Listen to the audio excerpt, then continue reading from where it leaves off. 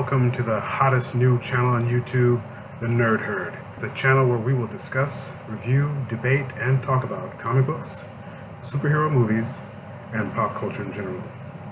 I am your host, Cascio Pistachio, and I will be with you for each and every scintillating episode of The Nerd Herd.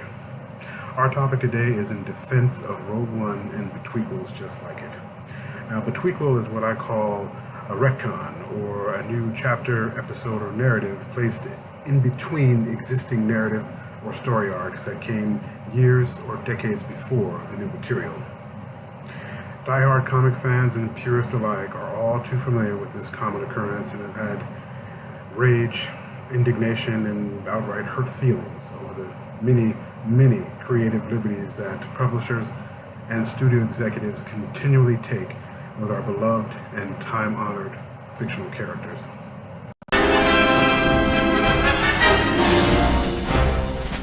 A couple weeks ago, a friend of mine said something like Rogue One ruins the continuity or upsets the storytelling balance in Star Wars: A New Hope. The basic argument was that the people, places, and events surrounding the theft of the Death Star plans were never mentioned or even remotely detailed in the original Star Wars. Now, I myself have no problem with this, but apparently there are a lot of people that do, and that's the basis for this video. I want to hear from anyone who agrees or disagrees that betweekles like Rogue One is anathema to any and all long-running franchises and comic book narratives. Is there really a valid debate for this? Well, I guess I'm going to find out. The main thrust in the original Star Wars is based around the stolen Death Star plans. I mean, aside from Luke, the plans are really what the story's about.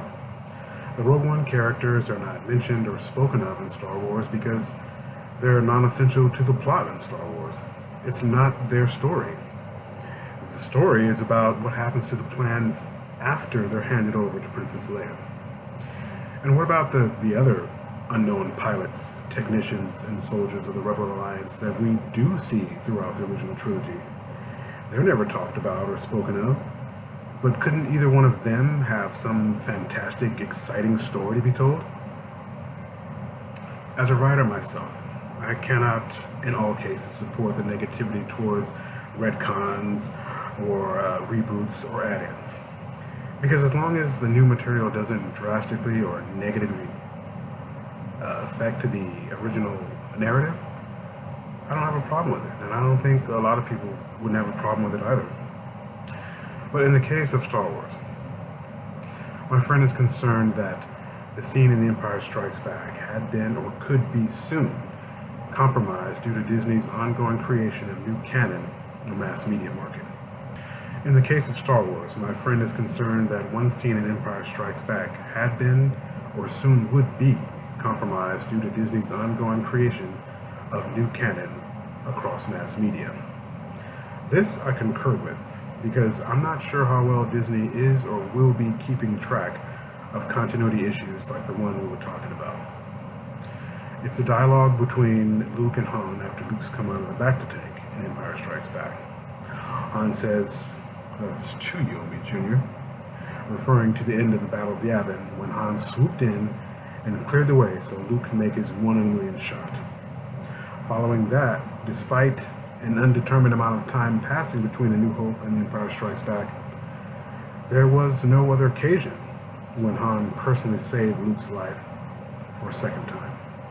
And I believe this is a viable concern. So far, Disney has not violated the sanctity of that scene from Empire, but all it would take is for someone in power to overlook, forget, or even disregard any aspect of the original movies for the sake of what they consider a cool idea. And then the truth and purity of those movies will be lost for all time. I say this: story is organic. It is in a sense somewhat alive when treated with respect and authenticity. It should be allowed to grow and evolve naturally and intuitively. It should be allowed for creatives to go back to a certain point in the narrative and retell an established story with embellishments, add-ons, and plugins, as long as they don't upset what has come before or after. They should have no problem crafting well-written, well-told stories to go in between all that's come before. But that in itself is a very tall order, and it remains to be seen just how careful and meticulous Disney will be in handling the ever-expanding new universe of Star Wars. So what do you think? Do you think prequels like Rogue One should continue to be made and inserted everywhere and anywhere across the Star Wars universe? Do you think the powers that be should leave well enough alone and just focus on telling stories that take place in the furthest future of all that's come before? Drop us a line below and let us know your thoughts. That's all the time I have for now, but be sure to come back soon for the next thrilling installment of The Nerd Herd.